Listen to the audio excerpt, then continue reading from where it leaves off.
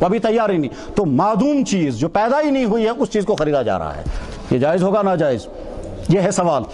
ادھر سے اللہ کے نبی علیہ السلام نے ارشاد فرمایا کہ جو چیز تمہارے قبضے میں ابھی نہ آئی ہو اس کو مت بیچنا، مگر یہ آرڈر دینے والا تو آرڈر لینے والا تو اسی چیز کو بیچ رہا ہے جو ابھی پیدا ہی نہیں ہوئی۔ کاپیوں والے کے پاس ابھی کاپیاں ہیں ہی نہیں، ابھی اس کے پاس کاغذ بھی نہیں ہے، ابھی اس نے بائنڈنگ بھی نہیں کی ہے، روٹی والے کے پاس ابھی آٹا ہی نہیں آیا ہے، اسی طرح سے وہ پرس بنانے والے کے پاس ابھی لیدر ہی نہیں آیا ہے، اسی طرح سے شال بنانے والے نے ابھی وہ پشمینہ ہی نہیں لایا ہے، اور وہ آرڈر لے رہا ہے اور ہم اس سے خریدیں گے، یہ جائز ہوگا یا ناجائز ہوگا؟ اگر کہیں گے جائز، مگر چیز تو ابھی پیدا ہی نہیں ہوئی، تو جو چیز دنیا میں آئی نہیں اس کو کیسے بیچیں گے؟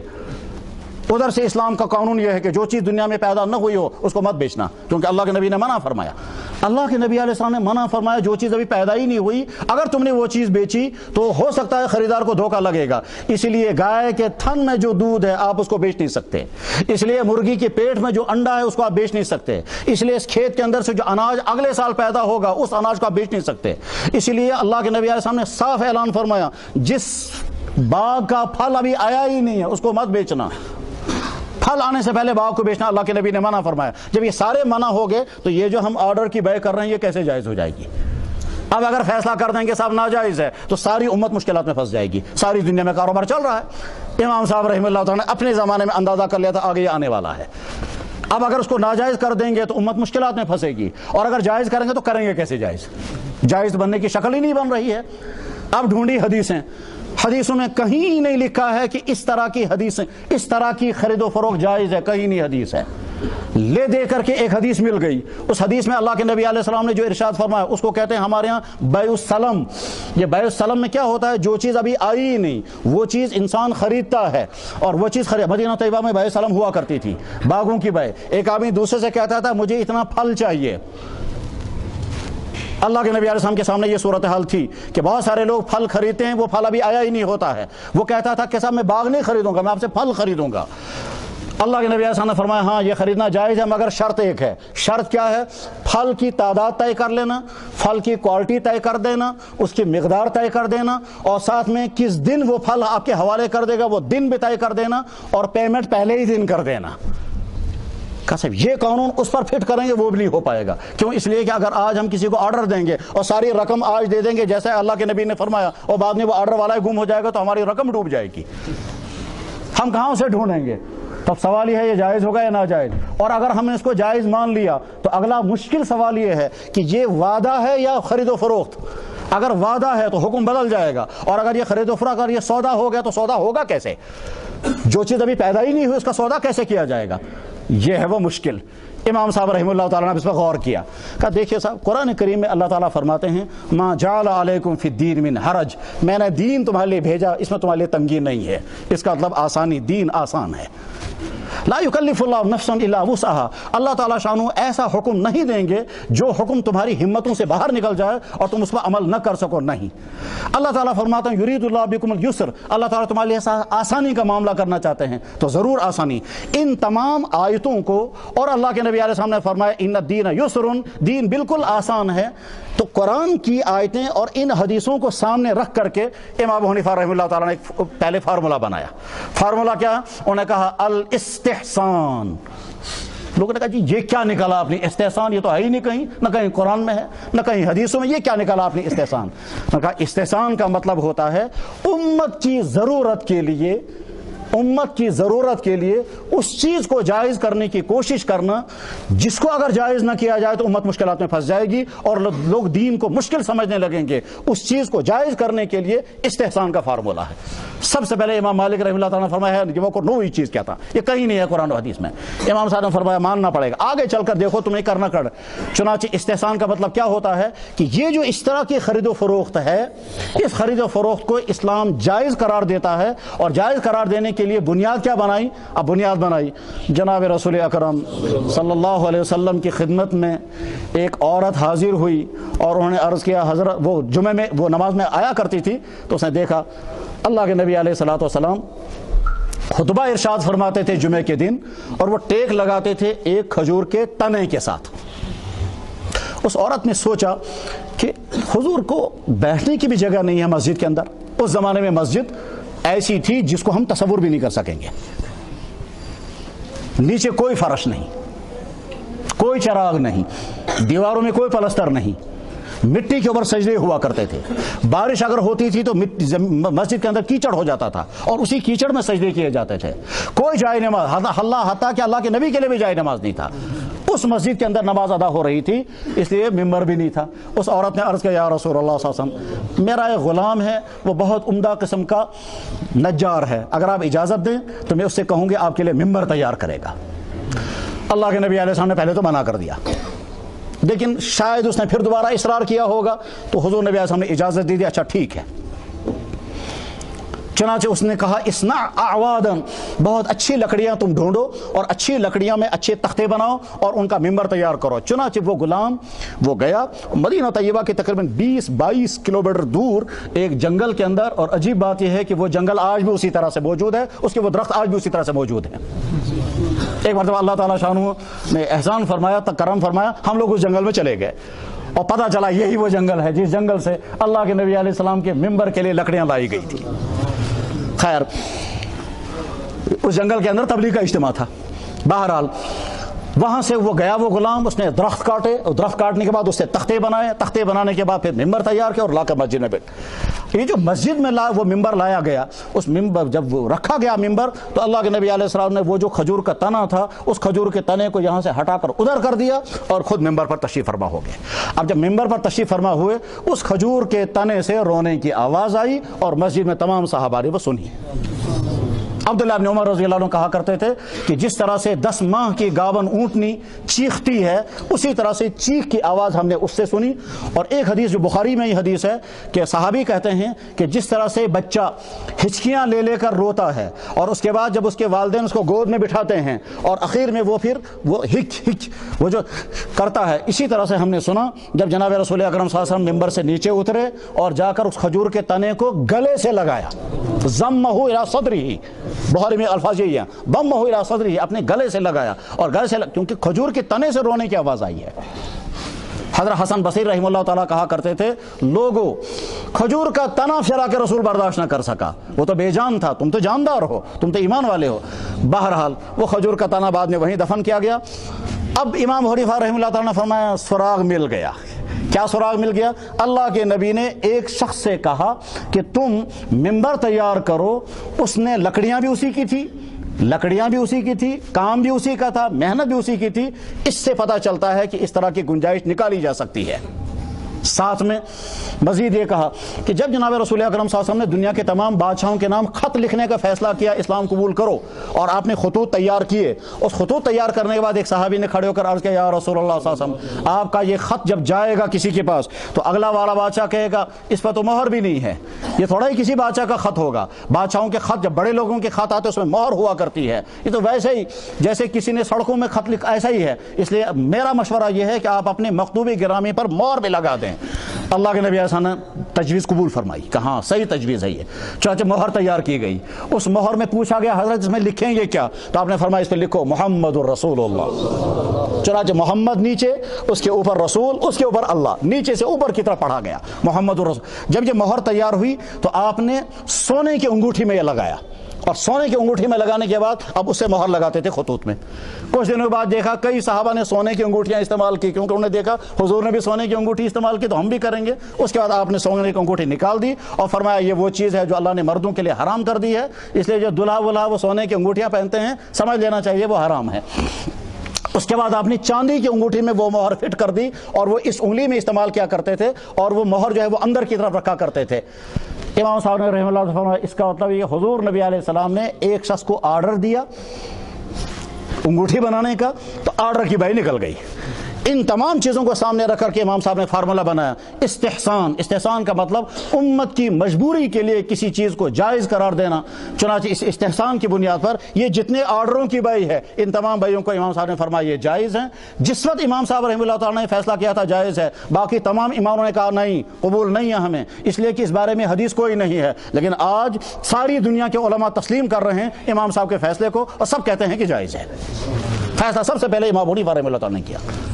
اگر آج اس کو کوئی ناجائز کہے, اور دلائل موجود ہیں, اس لیے کہ ایک ایسی چیز کو خریدا جا رہا ہے جو ابھی پیدا ہی نہیں ہوئی, ایک ایسی چیز کو خریدا جا رہا ہے جس میں دھوکہ ہو سکتا ہے.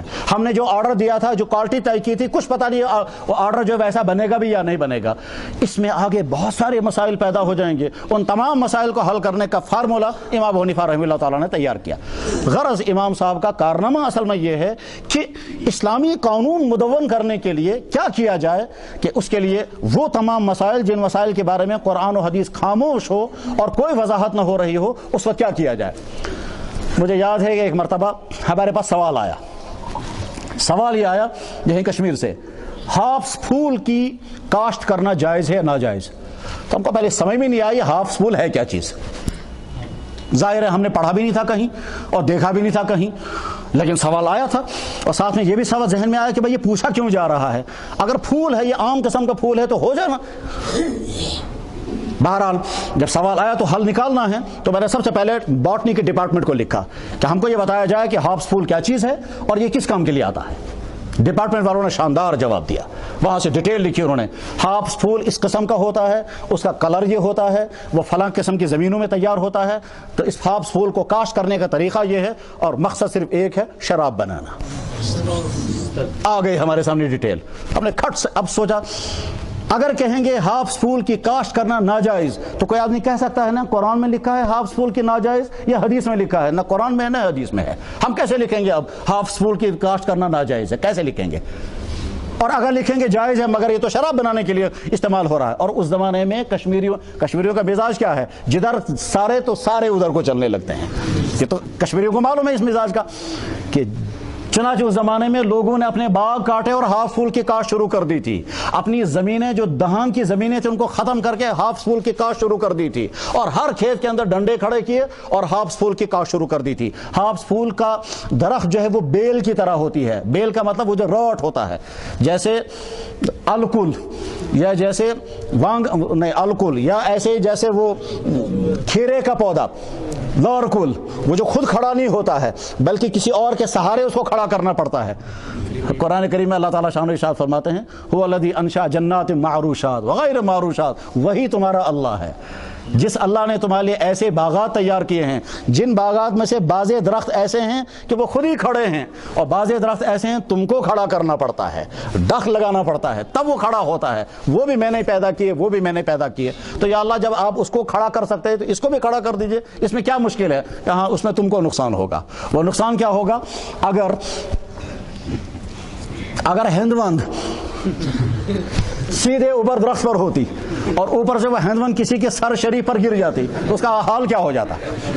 وہ کوئی فلسفی تھا, وہ جو کہتا تھا کہ اللہ تعالیٰ شانو ہے ہی نہیں کوئی, نعوذ باللہ من ذالک, اس کے فیصلے غلط ہوتے ہیں. اور ایک دن ایک درخت کے نیچے بیٹھ کر کے سوچ رہا تھا, آم کا اتنا بڑا درخت اور پھل اتنا بڑا, اور خربوزے تربوزے کا درخت اتنا کمزور اور پھل اتنا بڑا, یہ کوئی عقل ہے؟ عقل کی بات یہ ہے کہ بڑا والا درخت اس پر, یہ بڑا والا پھل اس پر ہوتا اور چھوٹا والا پھل اس پر ہوتا. اگر خدا نعوذ باللہ من ذالک عقل مند ہوتا تو یہ عقل کا فیصلہ کرتا ہے, غلط فیصلہ ہے یہ. اب یہ سوچ ہی رہا تھا, اتنے میں کوے نے ایک آم کو چونچ ماری, وہ آم نیچے اسے سر پر گرا. اب جب سر پر گرا تو فوراً اس کی عقل ٹھکانے آ گئی. اگر یہ ہندوند ہوتی تو میں تو ہلاک ہو چکا ہوتا.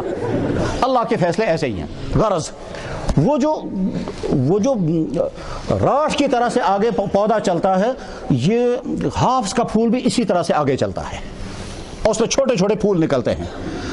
اب سوال یہ تھا کہ اس کے جائز کریں یا ناجائز. اگر ناجائز کہیں تو نہ کہیں حدیث ہے نہ قرآن کی آیت ہے. اگر جائز کریں تو مگر ادھر سے تو یہ شراب کے لیے استعمال ہو رہا ہے. کیا کیا جائے؟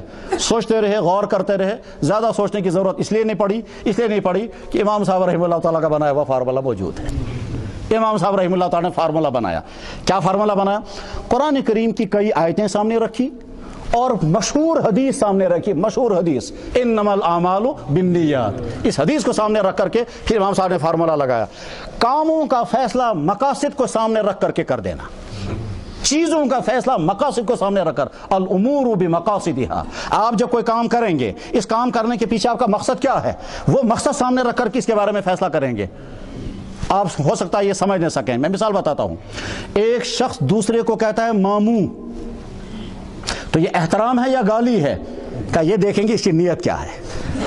अगर इसकी नीयत है एहतराम की तो हम कहेंगे इसने एहतरामन इसको कहा है मामू, और अगर इसकी नीयत होगी गाली की तो कहा जाएगा इसने गाली दी। चुनांचे कश्मीरी लोग इसको बतौर एहतराम के भी इस्तेमाल करते हैं और बतौर गाली के भी इस्तेमाल करते हैं।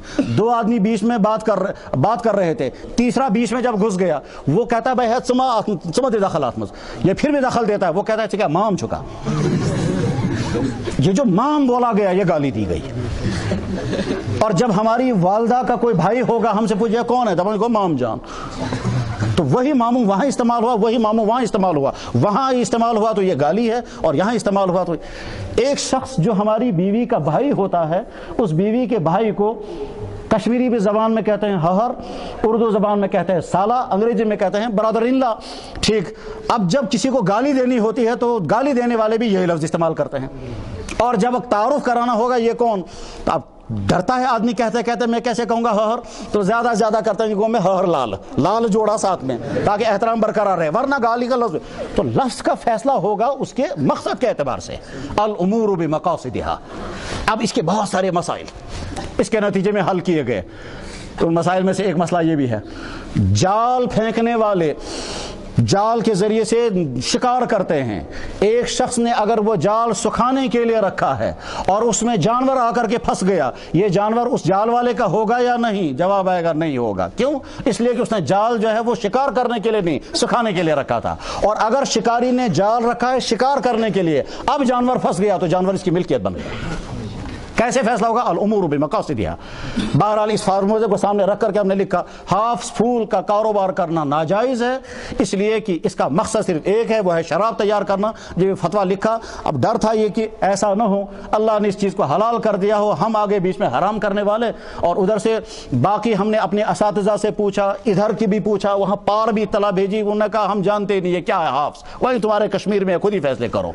तो गए बाहर से भी कोई मदद मिलने वाली नहीं, और फैसला हमको ही करना। तो डर लगता है, क्योंकि अल्लाह ताला शाह ने फरमाया मेरे बंदों के लिए जो चीज़ें मैंने पैदा की हैं, कौन है बीच में इसको हराम करने वाला? कुल मन हर्रम ज़ीनतल्लाहि अल्लती अख़रजत लिइबादी, कौन है बीच में ये जो मैंने अपने बंदों के लिए जो चीज़ें पैदा की उनको हराम कौन कर सकता है? मैंने अपने बंदों के लिए पैदा की। तो ऐसा ना हो ये चीज़ अल्लाह ने हलाल पैदा की हो, हम बीच में निकल के हराम करने वाले। तो डर भी लगता है, लेकिन साथ में ये भी डर लगता है कि साहब हम शराब को तो नहीं आगे बढ़ा रहे हैं, हम कहेंगे जायज़ है और सारे कश्मीरी हाफ फूल की काश्त करेंगे, और उसके बाद उसके यहाँ सारे जुनूबी कश्मीर में, इस्लामाबाद और उसके आसपास के इलाकों में खसखाश की काश्त होती है, और खसकाश से वो मनशियात में से कोई वो फक्की बनती है। ठीक, और खसकाश हमारी रोटियों में भी इस्तेमाल होता है। अब खसकाश की काश्त करना जायज़ होगा नाजायज़? हज़ारों इंसान कारोबार कर रहे हैं और करोड़ों की दौलतें कमा रहे हैं, ये जायज़ है नाजायज़? खसकाश ज़मीन से निकलने वाला एक दाना, बहुत छोटा सा दाना है, और वो गोला बनता है, उस गोले के अंदर वो दाने होते हैं, वो दाने हम सारे इस्तेमाल करते हैं। बल्कि पुराने ज़माने में कश्मीर के लोग जिनके घरों में दूध नहीं होता था, वो लोग खसकाश को पीस करके बतौर दूध के भी इस्तेमाल करते थे। तब जायज़ है नाजायज़? तो जवाब आएगा आप क्यों लगा रहे हैं? क्या लगा मैं खसकाश का दाना बेचूंगा जो मुख्तलिफ किस्म की दवाइयों में इस्तेमाल होगा, और मुख्तलिफ किस्म की ताकतवर चीज़ों में इस्तेमाल होगा, और कई किस्म की टॉनिकों में इस्तेमाल होगा, इसलिए मैं खसकाश की काश्त कर रहा हूँ। जवाब आएगा आपकी काश्त करना जायज़। दूसरा कहेगा मैं इसलिए काश्त कर रहा हूँ ताकि इससे वो फक्की तैयार की जाए, और फक्की तैयार की जाएगी वो मनशियात में से है। जवाब आएगा आपके लिए काश्त करना नाजायज़ है। क्यों साहब? इसलिए कि आपका मकसद सही नहीं है। एक शख्स ने दुकान से गागर दवा खरीदा, क्या काम करना है? क्या लगा घर में गागर बहुत ज़्यादा हो गए, चूहे ज़्यादा हो गए हैं, ये दवाई खरीदना जायज़ का? बिल्कुल जायज़। और दूसरे ने क्या, घर में टेंशन था, बीवी से लड़ाई चल रही थी, और उसकी बिना पर सोचा अगर इसने फिर लड़ाई की तो मैं साथ रखूंगा पुड़िया। उसने पुड़िया जेब में रखी, अगर उसने लड़ाई की तो जवाब आएगा आपकी दवाई खरीदना भी नाजायज़ है, क्योंकि आप जहर खरीद रहे हैं, आप खुदकुशी का कदम उठा रहे हैं। पुराने ज़माने में यहाँ कोरेक्स की दवाई बिकती थी, छाती के लिए कोरेक्स की दवाई, और बहुत सारे नौजवान जो है वो कोरेक्स की बोतल खरीदते थे, शाम को सारी बोतल पीते थे, 3 दिन तक सोए रहते थे।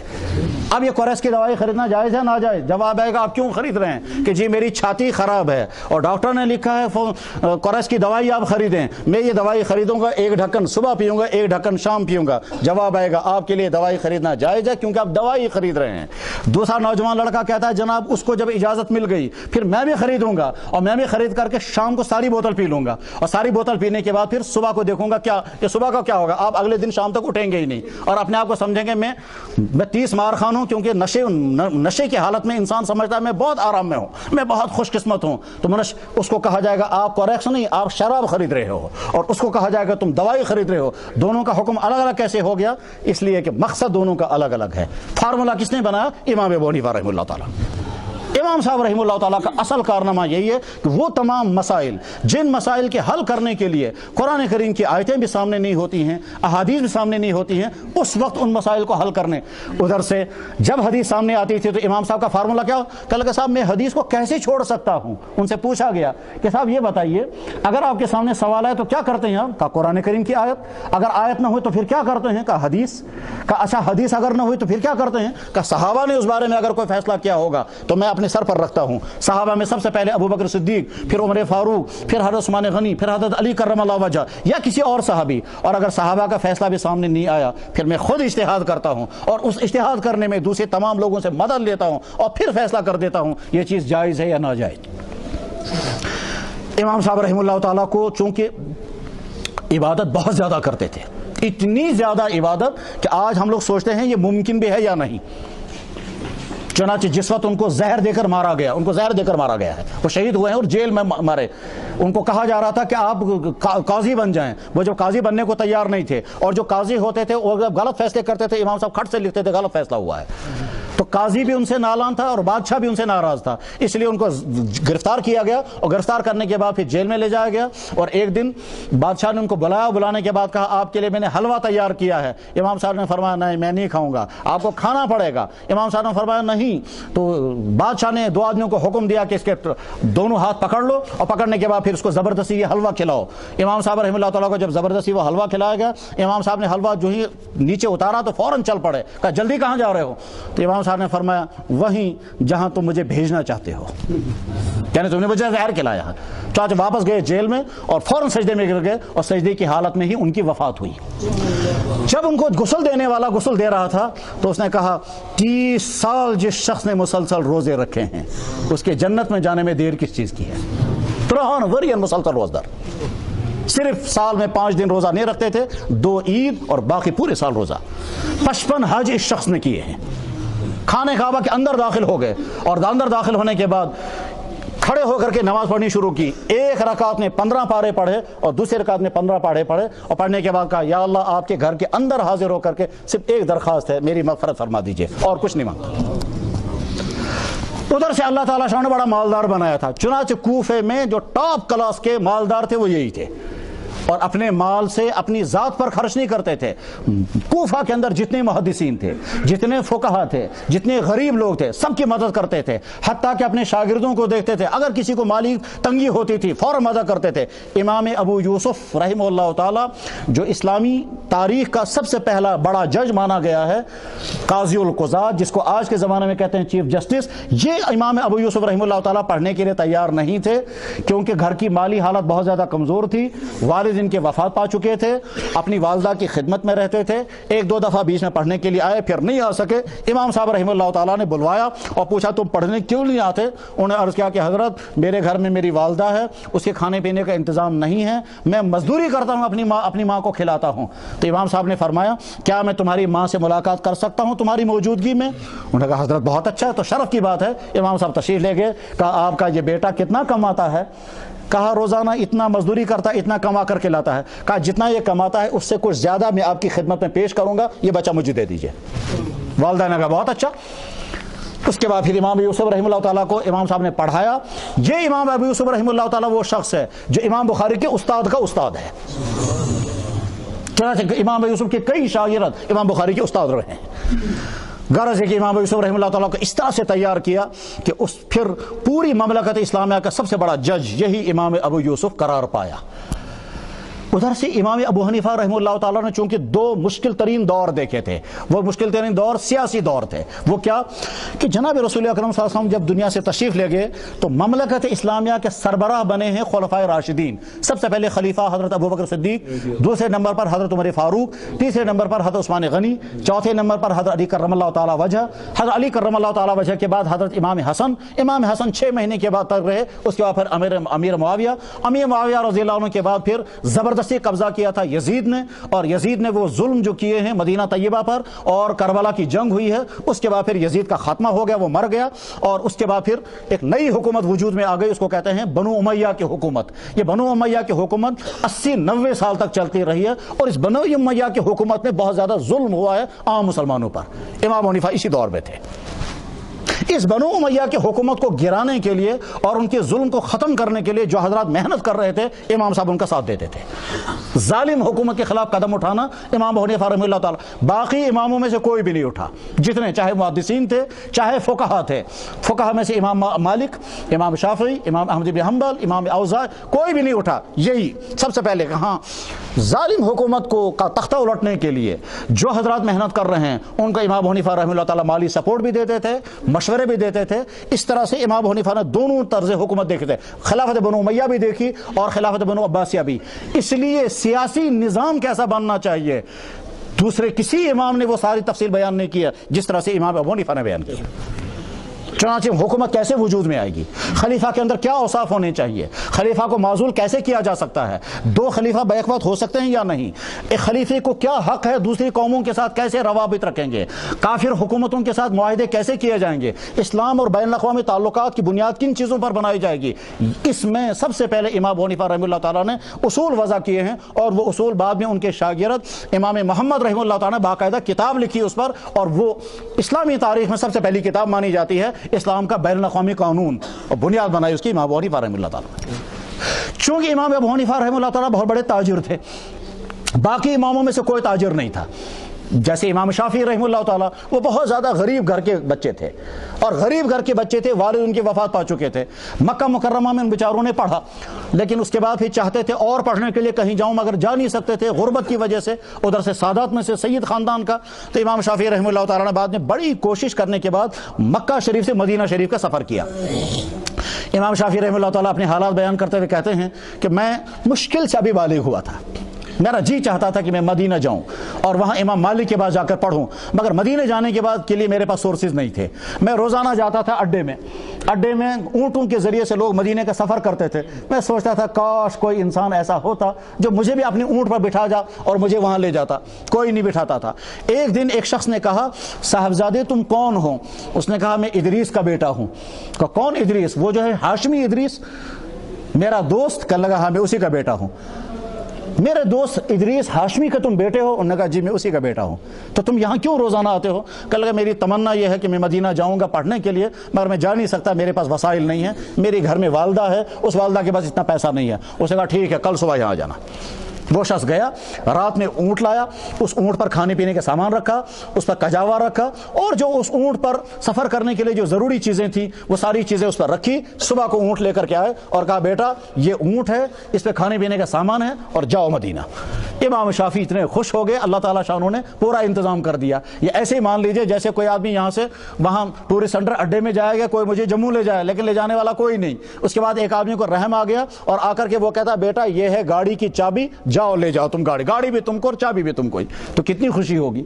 बहरहाल इमाम शाफी रहमतुल्लाह ताला ने वालदा को कहा अल्लाह ने इंतज़ाम कर दिया, मैं जा रहा हूँ मदीने। वालदा भी बहुत खुश हो गई। इमाम शाफी रहमतुल्लाह ताला ने इस शुक्राने में कि अल्लाह ने मेरा इंतज़ाम कर दिया, मक्का मुकर्रमा से तिलावत शुरू कर दी। मदीना तैयबा तक 8 या 9 दिन लगे हैं। एक कुरान रात में पढ़ते थे, एक कुरान दिन में पढ़ते थे। पहुंचे मदीना, और मदीना तैयबा पहुंचने के बाद इमाम मालिक से पढ़ना शुरू किया। इमाम मालिक से सारा इल्म जब पढ़ा तो कहने लगा हज़रत मैंने सुना है कोई इमाम मोहम्मद है वहाँ इराक़ में, मेरा जी चाहता है मैं उसके पास पढ़ने के लिए जाऊँ, मगर जाऊँगा कैसे? इमाम मालिक रहमतुल्लाह ताला ने इंतज़ाम कर दिया और इमाम शाफी मदीना तैयबा से इराक़ के लिए चले हैं और पहुँचे इमाम मोहम्मद के पास। इमाम मोहम्मद शागिर्द है इमाम अबू हनीफा का। पहुंचे इमाम शाफी इमाम मोहम्मद के पास, और 2 या 2.5 साल तक इमाम मोहम्मद रहमतुल्लाह ताला की बात उन्होंने पढ़ा। इस बीच में कभी कभी इमाम अबू हनीफा के कब्र पर जाकर के सलाम अर्ज करते थे और शायरी करते थे। कहते थे, ए लोगों, अगर अबू हनीफा का तज़किरा करोगे तो ये समझो ऐसे जैसे इत्र है, इत्र को जितना लगाओगे उतना ये फैलते। अइद ज़िक्र नौमान लना अन्ना ज़िक्रहु मता कर्ररतहु यतदव्वउ, नौमान का तज़किरा बार बार करते रहो, जितना तज़किरा करोगे उतना ही फैलेगा चूंकि खुशबू। और उसके बाद फरमाया, तमाम मुसलमान अबू हनीफा के बच्चे हैं इल्म फ़िक़्ह में, अल खल्क़ु अयालु अबी हनीफा फिल फ़िक़्ह। लेकिन ज़ाहिर इमाम शाफ़ी रहमतुल्लाह ताला ने कोई बिजनेस नहीं किया। इराक़ से फिर वापस मक्का आए, मक्का मुकर्रमा से मुल्क मिस्र चले गए, और मिस्र में ही इमाम शाफ़ी रहमतुल्लाह ताला की वफ़ात हो गई।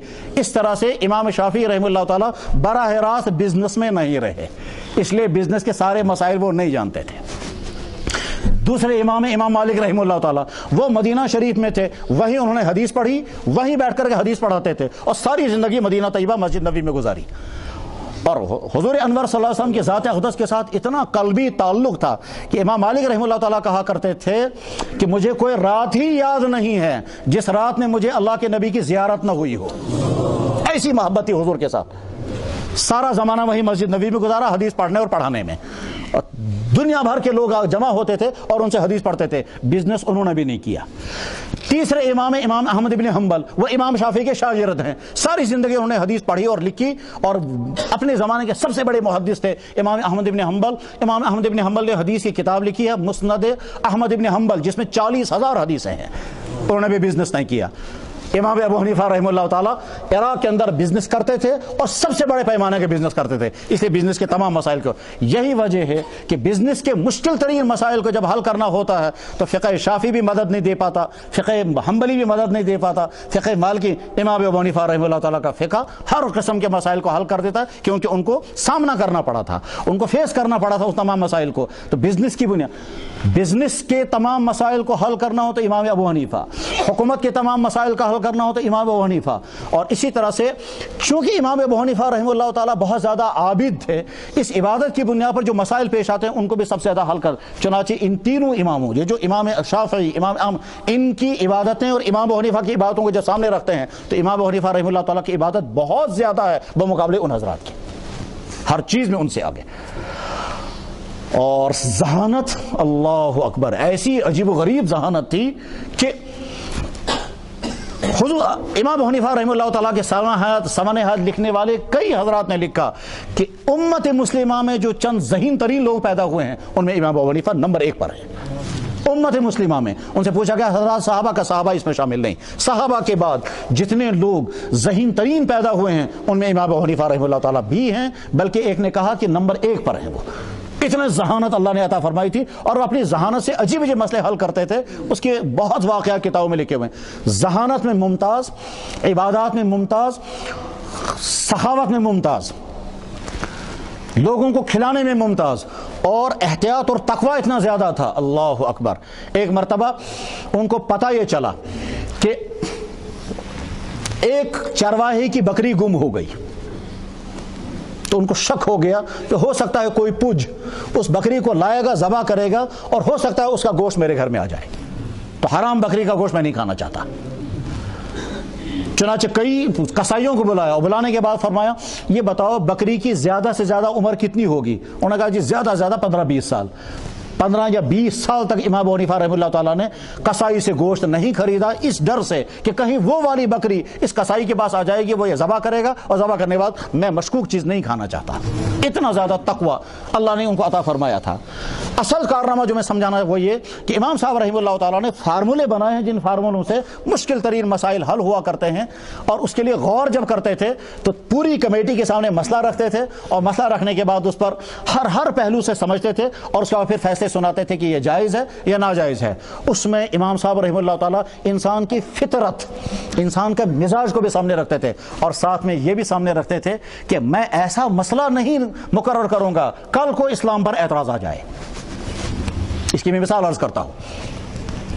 हदीसों में है, जनाब रसूल अकरम सल्लल्लाहु अलैहि वसल्लम ने इरशाद फरमाया, मस्स ज़करहु फलयतवद्दा, जिसने अपने शर्म की जगह को हाथ लगाया उसको चाहिए कि वो वजू करे।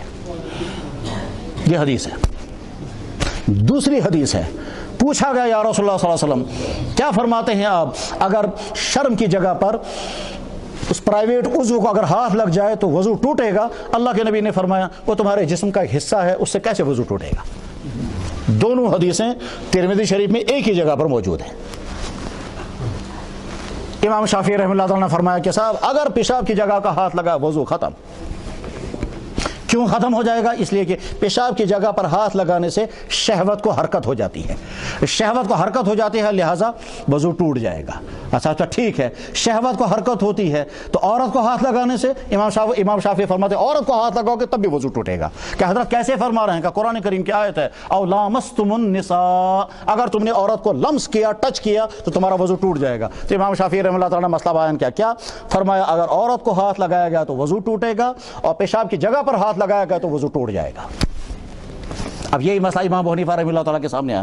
امام صاحب نے سوچا اگر ہم نے یہ طے کر دیا کہ عورت کو ہاتھ لگانے سے وضو ٹوٹ جائے گا تو آئندہ زمانے میں ایک دور آنے والا ہے، اس دور میں لوگ کہیں گے ان کا اسلام کیسا ہے؟ کہتا ہے عورت کو ہاتھ لگاؤ تو ہاتھ منہ دھو، پیشاب کو ہاتھ لگاؤ گے تو ہاتھ منہ دھونے کو نہیں کہتے، اگر گوبر کو ہاتھ لگائیں گے تو یہ نہیں کہتے وضو ٹوٹے گا، پاخانے کو ہاتھ لگائیں گے یہ نہیں کہتے وضو ٹوٹے گا، عورت کو ہاتھ لگائیں گے کہیں گے وضو ٹوٹ جاتا ہے، تو اسلام پر وہ اعتراض کریں گے۔ آج کا زمانہ اگر آج ہم کہیں گے اسلام یہ کہتا ہے عورت کو ٹچ کرنے سے آپ کو ہاتھ دھونا پڑے گا، ساری دنیا ویسے بھی اسلام کے خلاف بول رہی ہے کہ دیکھو صاحب ان کا اسلام کتنا نعوذ باللہ من ذالک کتنا بیکورڈ دین ہے، کہتے ہیں عورتوں کو ہاتھ لگانے سے ان کا وضو ٹوٹ جاتا ہے، یہ کیسا دین ہے؟ ویسے بھی آج حقوق نسواں کا دور ہے، اور حقوق نسواں کا مطلب کیا ہوتا ہے؟ عورتوں کے حقوق۔ ویسے اس دھوکے میں کبھی نہیں آنا چاہیے، یہ جو عورتوں کے حقوق کا ساری دنیا میں ایک شور ہے، یہ عورتوں کے حقوق نہیں ہیں، یہ عورتوں کے حقوق ختم کرنے ہیں۔ عورتوں میں سب سے اہم ترین عورت ماں کا کیا حق ہے اس قانون میں جس میں حقوق نسواں کی بحثیں چلتی ہیں کہ ماں کا کوئی حق ان کے پاس نہیں۔ دوسری اہم ترین عورت ہے بیٹی، کہ بیٹی کا کیا حق ہے تمہارے قانون میں، کہ ان کے قانون میں کوئی حق نہیں ہے۔ تیسری اہم ترین عورت ہے بہن، اس بہن کا کیا حق ہے؟ کا کوئی حق نہیں ہے۔ پھر کون سی عورتوں کے حقوق نسواں لیے ہوئے ہیں آپ؟ یہ جو دنیا میں حقوق نسواں کی تحریک چل رہی ہے، یہ حقوق نسواں میں نہ ماں کا کوئی حق ہے، نہ بہن کا کوئی حق ہے، نہ بیوی کا نہ بیٹی کا کوئی حق ہے، نہ خالہ کا کوئی حق ہے، نہ پھوپھی کا کوئی حق ہے، نہ بھانجی کا کوئی حق ہے، نہ بھتیجی کا۔ وہ تمام عورتیں جن کے ساتھ ہمارا ریلیشن ہے ان عورتوں میں سے کسی عورت کا کوئی حق نہیں۔ پھر کون سی عورت کا حق ہے؟ وہ جو سڑکوں میں پھرتی ہے، ان عورتوں کو مت چھیڑنا، وہ جو آوارہ پھرتی ہیں ان کو اور مت چھیڑنا، ان کو مت کہنا پردہ کرو۔ حقوق نسواں کی تحریک دراصل عورت کو سڑک پر لانے کی محنت ہے۔ اس ایسے دور میں اگر اسلام کی طرف سے اعلان کر دیا جائے اسلام یہ کہتا ہے عورت کو ہاتھ لگاؤ گے تو وضو ٹوٹ جائے گا، تو ساری دنیا شور مچائے گا دیکھو صاحب تمہارا اسلام کیسا ہے۔ امام صاحب رحمہ اللہ اس وقت کہا نہیں، عورت کو ہاتھ لگانے سے وضو نہیں ٹوٹے گا، ورنہ کل کو کہنا پڑے گا ماں کو ہاتھ لگاؤ گے، ماں کو ہاتھ لے کر چلو گے تو وضو ٹوٹے گا، ڈاکٹر نبض دیکھا تو وضو ٹوٹے گا، الٹرا ساؤنڈ کرنے والے کا وضو ٹوٹے گا، تو آج تو بہت بڑا مسئلہ پیدا ہو جاتا۔ اس وقت امام صاحب رحمہ اللہ تعالیٰ نے فیصلہ عورت کو ہاتھ لگانے سے وضو نہیں ٹوٹتا، جی ٹھیک ہے، اور پیشاب کی جگہ کو وہ تو اللہ کے نبی نے فرمایا ہے۔ تو جناب امام ابو حنیفہ رحمہ اللہ تعالیٰ نے فرمایا ٹھیک ہے، حدیث ہے، جی حدیث کا ذرا غور کرو اس پر۔ جی کیا غور کریں گے؟ حدیث تو صاف ہے کہ جس انسان نے اپنی پیشاب کی جگہ کو ہاتھ لگا اس کو وضو ٹوٹ۔ تو امام صاحب فرماتے ہیں اور غور کرو کہ جی حدیث کا راوی کون ہے؟ کہ ایک عورت ہے۔ اچھا، جو مردوں کو مسئلہ پیش آ رہا ہے وہ مرد بیان نہیں کر رہا، عورت بیان کر رہی ہے، یہ کیا بات ہے؟ صحابہ کو بیان کرنا چاہیے تھا یہ مسئلہ، یا ازواج مطہرات یہ مسئلہ بیان کرتی، ایک عورت بیان کر رہی ہے مسئلہ۔ یہ کیوں ایسا ہو رہا ہے کہ ایک عورت کے ذریعے سے اللہ کے نبی نے یہ بات ارشاد فرمائی؟ جب سارے مردوں کی ضرورت ہے یہ، تو مردوں کے سامنے یہ مسئلہ بیان ہونا چاہیے تھا، مرد اس حدیث کو نقل کرتے تو بات ہوتی۔ لگتا یہ ہے کہ ایک عورت کی یا تو عورت بھول گئی ہوگی، یا عورت کو خطا ہو گئی ہوگی، یا عورت کو خاص صورتحال پیش آئی ہے جس کی بنا پر اللہ کے نبی نے اس وقت فرمایا تھا، کیا فرمایا تھا؟ ہو سکتا ہے یوں ہوا۔ اب امام صاحب نے ٹرن کھا کر کے نئی چیز لائی۔ بعض نوجوان لڑکوں کو مزہ آتا ہے پیشاب کی جگہ کو ہاتھ لگانے سے، چھڑتے رہتے ہیں، کیونکہ جو ہی آدمی جوانی کی سرحد میں داخل ہوتا ہے تو سیکس کی حرکتیں وجود میں آتی ہیں، اب دماغ میں بھی، اب سوچ میں بھی، اب دیکھنا بھی چاہتا ہے، اور اس کے بعد پھر اس کے پیشاب کی جگہ پر حرکت بھی ہونے لگتی ہے، اس کو چھیڑتے ہوئے مزہ بھی آنے لگتا ہے، اور بعض لوگوں کو یہ بری عادت لگ جاتی ہے، پھر خیال بھی نہیں رہتا اور چھیڑتے بھی رہتے ہیں۔ اس ایسی صورتحال میں اللہ کے نبی علیہ السلام نے کسی مرد کو فرمایا ہوگا مخصوص طور پر کہ تمہارا وضو ٹوٹ جاتا ہے تاکہ وہ یہ بری عادت چھوڑ دے گا، اور نقل کیا اس عورت نے جس کے سامنے اللہ کے نبی نے یہ بات بیان فرمائی۔ اگر یہ عمومی قانون ہوتا تو وہ صحابہ جو حدیثیں بیان کرتے رہتے ہیں تفصیل کے ساتھ، وہ بڑے بڑے صحابہ ہیں، مثلا حدیث بیان کرنے والے جو زیادہ حدیثیں بیان کرتے ہیں، عمر بن خطاب، عثمان غنی، حضرت علی، حضرت عائشہ، عبادہ بن صامت، انس بن مالک، ابی بن کعب، ابو طلحہ انصاری، زید بن ثابت، یہ جو زیادہ حدیثیں بیان کرنے والے صحابہ کرام ہیں ان میں سے کوئی حدیث بیان نہیں کر رہا ہے۔ اس لیے اس حدیث کو ہم قانون کی بنیاد نہیں بنائیں گے، ہم قانون کی بنیاد بنائیں گے انسانی فطرت کو۔ کیا ہے وہ انسانی فطرت؟ کہ انسانی فطرت یہ ہے کہ اگر پاخانے کو ہاتھ لگائیں گے تو ہاتھ گندا ہو جائے گا مگر وضو نہیں ٹوٹتا، اگر گوبر کو ہاتھ لگائیں گے تو گوبر کو ہاتھ لگائیں گے تو ہاتھ گندا ہو جائے گا مگر وضو نہیں ٹوٹے گا۔ ٹھیک اسی طرح سے پیشاب کی جگہ کو ہاتھ لگائیں گے، ہاتھ دھو لینے چاہیے مگر یہ نہیں کہیں گے وضو ٹوٹ گیا۔ اتنی گہرائیاں کس کے سامنے ہوں گی؟ امام صاحب رحمہ اللہ تعالیٰ کے اصولوں کے فائدے ہم لوگ اٹھاتے ہیں، اللہ اس کے قبر کو بہت نور سے منور فرما دے، اور یقیناً منور ہوگی۔ جب ان کی وفات ہوئی تھی تو کئی آدمیوں نے جناب رسول اکرم صلی اللہ علیہ وسلم کو خواب میں دیکھا، اور خواب میں دیکھنے کے بعد عرض کیا کہ حضرت، کہا نعمان آ رہا ہے، اسی کے استقبال میں امام ابو حنیفہ آ رہے ہیں۔ بہت سارے مبشرات ہیں، اور خود امام ابو حنیفہ رحمہ اللہ تعالیٰ نے 99 مرتبہ اللہ تعالیٰ شانہ کو خواب میں دیکھا، اور پھر کہا اگر میں اب پھر خواب میں دیکھوں گا تو میں درخواست کروں گا یا اللہ مجھے کوئی خاص وظیفہ دے دیجئے۔ چنانچہ 100ویں مرتبہ جب خواب میں دیکھا، 100ویں مرتبہ، تو پوچھا یا اللہ کوئی خاص وظیفہ مجھے عطا فرما دیجئے، تو جواب میں آیا سبحان اللہ الابدی الابد، سبحان اللہ الواحد الاحد، سبحان الذی یرفع السماء بغیر عمد، سبحان اللہ الذی لم یتخذ صاحبۃ ولا ولدا، الی آخری اور بھی کلمات ہیں۔ پھر امام صاحب رحمہ اللہ تعالیٰ ان کلمات کو پڑھا کرتے تھے۔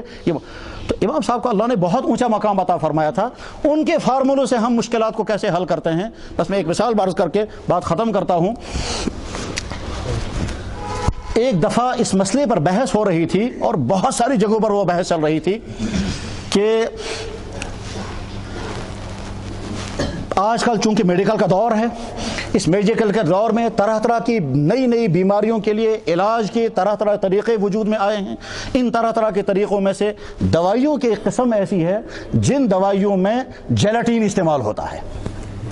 یہ جیلاٹین جو ہے وہ مختلف چیزوں سے تیار کیا جاتا ہے، پھلوں سے بھی جیلاٹین تیار کیا جاتا ہے، انار سے بھی جیلاٹین تیار کیا جاتا ہے، حتیٰ کہ جانوروں کی ہڈیوں سے بھی جلی تیار کی جاتی ہے۔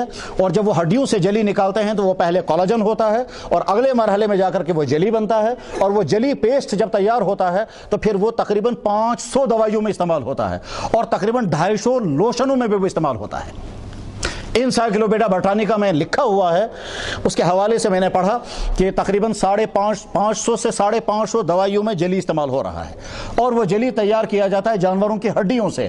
اور جانوروں کی ہڈیوں میں جب دیکھتے ہیں تو زیادہ تر مردار جانور ہوتے ہیں، حلال جانور کم ہوتے ہیں۔ مردار جانور کہاں سے آتے ہیں؟ جو جانور گھروں میں مر جاتے ہیں ان کی ہڈیاں۔ غیر مسلموں کے گھروں میں جو جانور مرتے ہیں وہ تو نہ ذبح کرتے ہیں نہ تو ان کے گھروں میں، اور غیر مسلموں کی تعداد ہی دنیا میں زیادہ ہے۔ یورپین ملکوں میں غیر مسلموں کی تعداد زیادہ، اور خود یہاں کے بر صغیر میں غیر مسلموں کی تعداد زیادہ، تو ان کے گھروں میں جو گائے، جو بیل، جو بھینسیں وغیرہ جانور جو مر جاتے ہیں تو ان کی ہڈیوں کو جمع کیا جاتا ہے، اور ان ہڈیوں کو ایک خاص سٹیم سے گزارتے ہیں، اور اس کے بعد ان کے اندر سے وہ مواد نکالتے ہیں، اور وہ مواد مختلف مرحلوں سے ایک لمبے پروسیس سے گزار کر کے اس کے بعد پھر وہ تیار ہوتی ہے، اس کو کہتے ہیں جلی۔ اور یہ جلی جو ہے وہ دوائیوں میں بھی استعمال ہوتی ہے، اور اس کے ساتھ ساتھ لوشنوں میں بھی استعمال ہوتی ہے۔ کیپسول کا کور وہی ہوتا ہے جس کو ہم سمجھتے ہیں کہ شاید یہ پلاسٹک ہوگا۔ اگر پلاسٹک ہوگا تو وہ معدے کا تو تباہ حل کر دے گا، اور وہ پلاسٹک ہضم کہاں ہوگا؟ اور اگر یہ پلاسٹک ہوتا تو جب ہم لیٹرن میں جاتے ہیں تو وہاں پلاسٹک باہر نکل آنا چاہیے، مگر وہ پلاسٹک نہیں ہوتا ہے بلکہ وہ جیلی ہوتی ہے، اور وہ جیلی اسی لیے کیپسول کو اگر ہاتھ میں رکھیں گے 2 یا 3 منٹ کے اندر وہ پگھل جائے گا۔ اس لیے کیپسول کو منہ میں جب رکھتے ہیں، اگر آپ نے گرم پانی ڈال دیا اور کیپسول نیچے نہیں اترا تو منہ کے اندر وہ پھٹ جائے گا۔ یہ کیپسول کی ضرورت کیوں ہے؟ ایسی دوائیاں جو گلے کے لیے نقصان دہ ہیں اور وہ سیدھے معدے میں پہنچ جانی چاہیے، اس کو کیپسول کے ذریعے سے معدے تک پہنچاتے ہیں۔ ایسی دوائیاں جو بہت زیادہ کڑوی ہیں اور آدمی کھا نہ سکے، اس کو کیپسول کے ذریعے سے اندر پہنچایا جاتا ہے۔ تو کیپسول کا کور وہی جیلاٹین ہے۔ اب اس کو پاک کہیں یا ناپاک؟ جانوروں کی، مردار جانوروں کی ہڈیوں سے نکالا ہوا گودا حرام بھی اور ناپاک بھی ہے۔ اب اگر ہم اس کو کہیں گے پاک تو پاک ہوا ہی نہیں، اگر کہیں گے ناپاک تو اس کے بعد پھر دنیا میں اس کے ساتھ دنیا میں مسئلہ ہی پریشانی کا کھڑا ہو جائے گا، اور دنیا کی وہ قومیں جو اسلام پر اعتراض کرتی ہیں وہ کھڑ سے کھڑے ہو کر کہیں گے دیکھو اس مسلمانوں کا اسلام کیا کہتا ہے کہ صاحب ان دوائیوں کو استعمال مت کرو، تمہارا اسلام آج کے زمانے میں چلنے والا نہیں ہے، آج کے دور کا تمہارا اسلام ساتھ نہیں دے سکے گا، ان تمام دوائیوں کو تمہارا اسلام بین کر رہا ہے۔ ویسے بھی دنیا میں اب غیر مسلم بھی اور مسلمان بھی کہتے ہیں کہ صاحب اسلام چلنے والا نہیں ہے۔ اب تو غیر مسلموں کا تو مسئلہ بات کا، مسلمان آج ہی مجھے یہیں شہر کا ایک کالج کا لڑکا فون کر رہا تھا آج، وہ کہتا ہے کہ جی جب سے میں بالغ ہوا ہوں تب سے میں نے امامہ کبھی نہیں چھوڑا۔ اس وقت میں ایک کالج میں پڑھ رہا ہوں، یہاں نیا پرنسپل آیا ہے، وہ نیا پرنسپل کہتا ہے اگر امامہ پہننا ہے تو کالج کے اندر مت آنا۔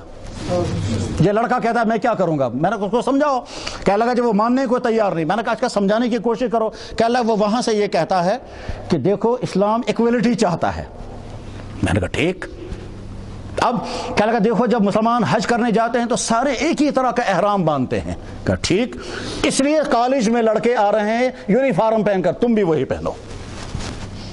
فلسفہ دیکھیے کیا ہے، اسلام ایکویلٹی چاہتا ہے، اور اس لیے جب احرام باندھتے ہیں تو سارے مسلمان ایک ہی قسم کا کپڑا پہنتے ہیں۔ یہاں کالج میں لڑکے آ رہے ہیں ننگے سر اور پینٹ شرٹ پہن کر کے، ان کا یونیفارم ہے، تم اس سے الگ جب رہتے ہو تو اسلام کے خلاف کر رہے ہو، تم بھی امامہ اتار کر کے بغیر امامہ کے یہاں جاؤ۔ میں نے کہا اس پرنسپل کا دماغ خراب ہے، اور اس کو جا کر کے کہو پہلے وزیر اعظم کی پگڑی اتروائے، بعد میں وہاں جا کر ایکویلٹی کرائے، وہ پارلیمنٹ میں جا کر کے۔ آج کی امت مسلمہ یہ ہے۔ اب وہ کہتا تھا لڑکا اگر مجھے اجازت دی اس نے تو میں جاؤں گا کالج، اور اگر نہیں تو میں کالج چھوڑ دوں گا اور میں تعلیم ہی نہیں حاصل کروں گا۔ میں نے کہا یہ بھی اسی پرنسپل سے جا کر کہنا۔ تو آج کی امت تو یہ کہہ رہی ہے، مسلمان یہاں پہنچ چکے ہیں کہ مسلمان خود اسلام کے لیے رکاوٹیں بن رہے ہیں۔ شاید غیر مسلم اتنی بڑی رکاوٹ نہیں جتنے آج کے مسلمان رکاوٹ ہیں۔ مسلمانوں کے حکمران، مسلمانوں کے افسران، مسلمانوں کے مختلف ذہنوں کے لوگ جو ہیں جس طرح سے اسلام کے لیے رکاوٹیں ہیں، جس طرح سے اسلام پر اعتراضات کرتے ہیں۔ ہمارے کتنے ہی لوگ یہاں سے جب جموں کے لیے چلتے ہیں، اگر ڈرائیور مسلمان ہوا تو نماز نہیں پڑھنے دیتا، اور اگر سکھ ہوا وہ کہتا ہے جناب جہاں آپ کو نماز پڑھنی ہوگی میں وہیں گاڑی روک دوں گا، ایسا نہ ہو تم نماز نہیں پڑھو گے میری گاڑی کو ایکسیڈنٹ ہو جائے گا۔ کتنے ہی لڑکے کہتے ہیں جی ہندو ڈرائیور ہوتا ہے سکھ وہ فوراً گاڑی روکتا ہے، اور مسلمان اگر ہوتا ہے وہ کہتا ہے اسلام آسان ہے، جموں جا کر کے نماز پڑھ لینا، راستے میں پڑھنے نہیں دیتا۔ اور اگر کھانے کے لیے روکنا ہوگا تو چاہے 1 گھنٹے کے لیے روکنا پڑے کوئی پرواہ نہیں، نماز کے لیے نہیں روکتا۔ غرض یہ کہ اس وقت امت مسلمہ رکاوٹ بنی ہوئی ہے۔ بہرحال اب یہ جلے جو ہے اس کو کیا کیا جائے؟ ویسے بھی آج مسلمان کہتے ہیں اسلام چلنے والا